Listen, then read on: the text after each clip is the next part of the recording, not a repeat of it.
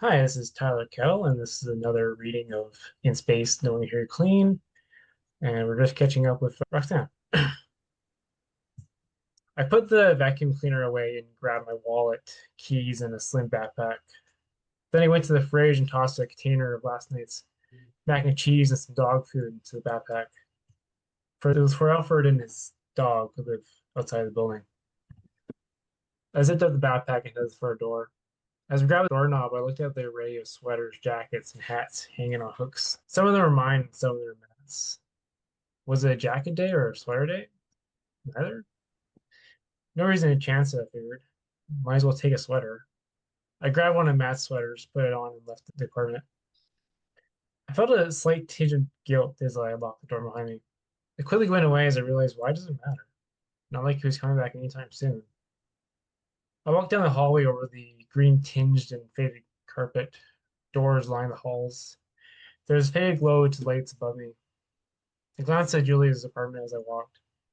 I hadn't heard anything from her apartment this morning, which made me worried. Deep down, I knew that I didn't exactly mean anything bad. She's probably just stuck at the hospital. She's a doctor, by the way. But silence from people's apartments is never good, especially in these times. She's okay. She has to be okay. There's no reason to worry yet. With the worry resting on me, I reached the brown elevator doors and hit the button to go down. Instantly, I looked at the screen above the doors and saw that the elevator was only a few floors up. It would reach my floor in no time at all. As I stood there waiting, I couldn't help but glance at the doors. Upon closer inspection, I could see small dents and scratches on the brown surface, the result of a lifetime of taking people up and down. Then the beep sounded and doors opened.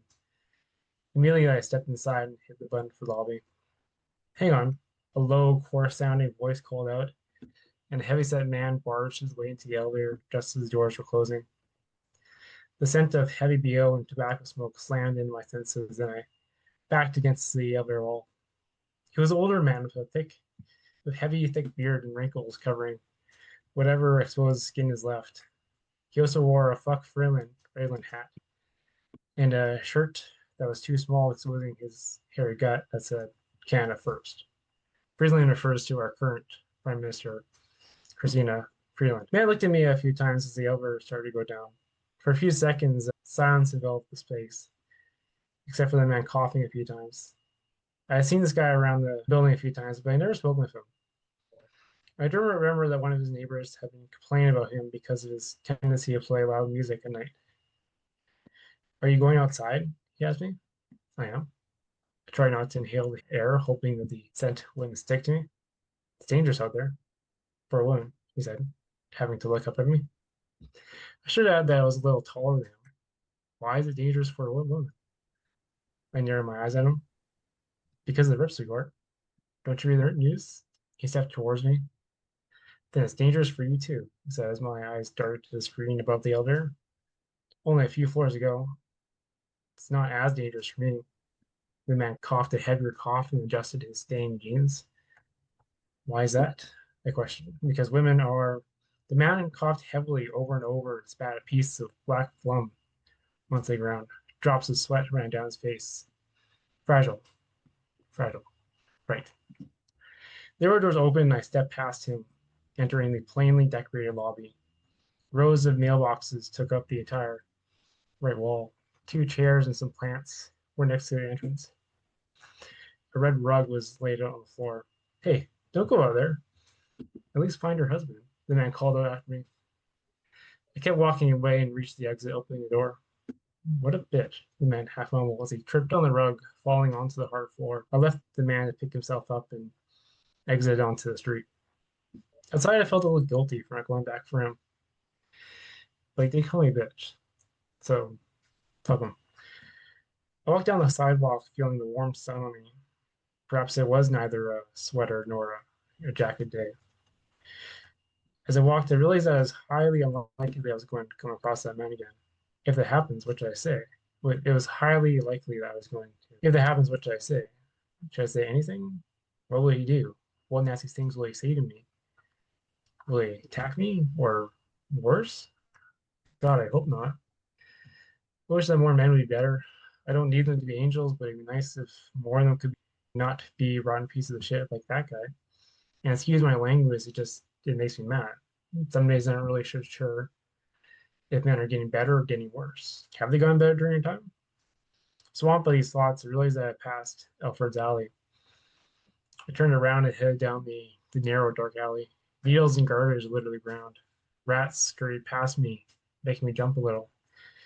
I always dislike coming down this alley as I think I might come across someone who is not Alfred, someone who is another of those rotten pieces of shit, who might not be the man who tripped on the rug. But Alfred is my friend, and I need to know that he's okay. That's worth a little fear and risk, right? I found Alfred lying on his sleeping bag, his back to the brick wall. He's on the shorter side with greasy graying hair, ragged clothing, and a slim frame. His blue eyes were fixed on a worn copy of The Handmaid's Tale in his hands. I'd given him that copy only last week. A yellow lab named Rufus lay next to him. Alfred, hello, how are you? Called out as I approached. Roxanne, hello. Alfred placed the book off to the side. I'm well, just enjoying this book. Thank you again. How are you? He smiled at me. I'm doing okay, Alfred. I gave Rufus a pat behind the ears. Okay, what's wrong? Why don't you sit down? Alfred pat a spot on the sleeping bag next to him. Thank you. He sat down next to me and placed my backpack off to the side. Just now, this man in my building was really mean and sexist to me. How so? He said that women are fragile. Looked to the ground. Said that? What an asshole. Alfred took a breath. You know that's not true, right? I know, but it doesn't make it any easier to hear. Look, Roxanne, what he said has everything to do with him and nothing to do with you. People who have opinions like that live very lonely and sad lives. Forgive me.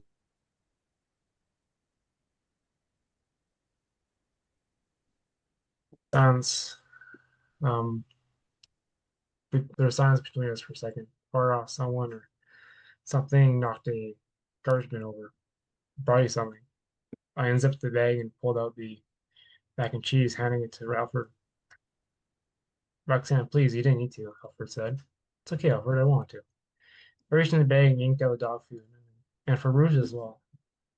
From his spot, Rufus eyed the dog food of curiosity and hunger. Roxanne, you really don't need to, but thank you. Alfred looked over both of the items in his hands. You're welcome, Alfred. And please keep the container. It's one of those like takeout ones. I have dozens of them upstairs. Smiled at him. Very kind, Roxanne. Thank you. Rufus would thank you if he could speak. Alfred nodded at Rufus. It's okay. I think he thanked me in his own way. Pet Rufus again, who licked my hand again as Alfred placed the food off to the side. I should really get going. I grabbed my backpack, but as I did, I looked at Alfred again. Can I ask you something, Alfred? Sure. How are you doing, really? I asked. Alfred leaned back against the wall. I'm surviving. For me, that's okay, you know. As long as I have some food, somewhere to pitch my tent, Rufus, I'm okay. Alfred scratched Rufus behind the ears. It does help when you come and talk to me. Most people don't do that. They'd rather walk past and ignore me, but I'm still human, Roxanne. I need someone to talk to, just like everyone else. So thank you. Thank you for this. Alfred gestured to the food I brought. You're welcome, Alfred. I rose to my feet, slinging the backpack over my shoulder. And I wanted to let you know that I enjoy our chats as well. Oddly, they make this bizarre, chaotic world a little less bizarre and chaotic. So thank you, said as I looked back at Alfred. You're welcome, Roxanne. Alfred smiled at me. Now I should really get going. I'll see you around, okay? Started to walk off down the alley. I'll see you around. Have a good day. Alfred reached for his book. You too. I headed farther down the alley. Now it's time to get to the store. I still had a prescription to pick up.